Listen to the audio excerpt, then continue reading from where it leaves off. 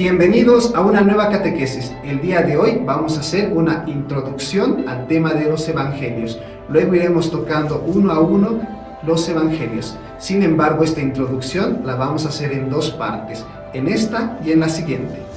Recordemos que en la Biblia tenemos 4 evangelios: Mateo, Marcos, Lucas y Juan. El Evangelio es el principal testimonio que tenemos sobre la vida de Jesús, sobre sus palabras y sus obras. Por eso es el corazón de la Biblia.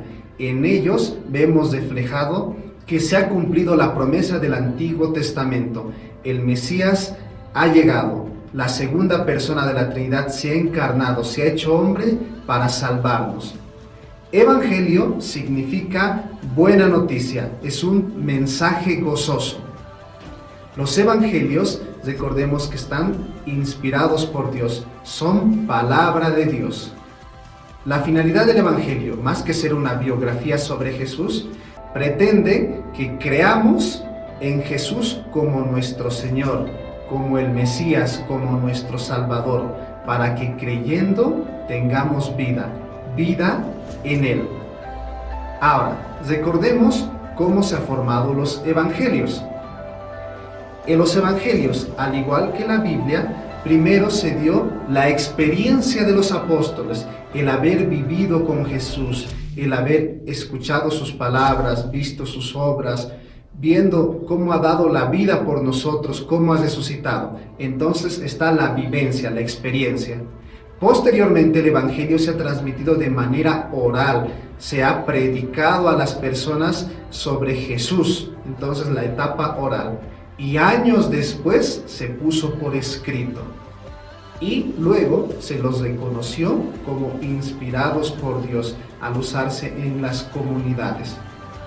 Cuando hablamos de evangelio, sabemos que son 4, pero estos 4 forman un solo evangelio. Son 4 versiones de un solo evangelio, de una sola buena noticia de Jesús. Entonces, los 4 íntegros también tienen que ser leídos porque los 4 se complementan y son el evangelio.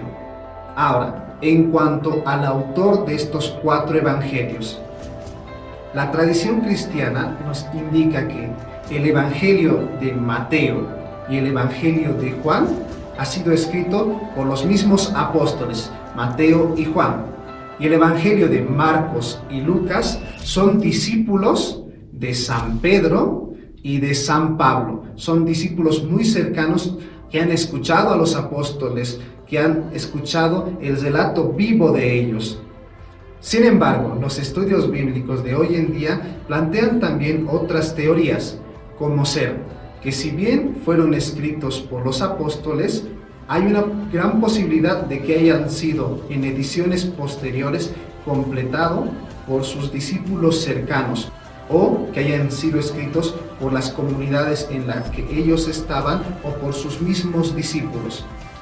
Pero lo que no podemos dudar es que los evangelios tienen un origen apostólico, ya sea que hayan sido escritos por ellos mismos o por personas muy cercanas a ellos que han escuchado de primera mano, de primera fuente, todos estos acontecimientos salvíficos. En cuanto a la fecha de composición de los evangelios, debemos recordar que los evangelios han sido escritos 30 años después de la muerte de Jesús aproximadamente. Y sobre la fecha existen muchas teorías y no hay una concordancia en autores, porque es muy difícil precisar estas fechas. Sin embargo, hay algunos criterios que pueden ayudar. Por ejemplo, un criterio dice que en el año 70 ocurrió la destrucción del templo de Jerusalén.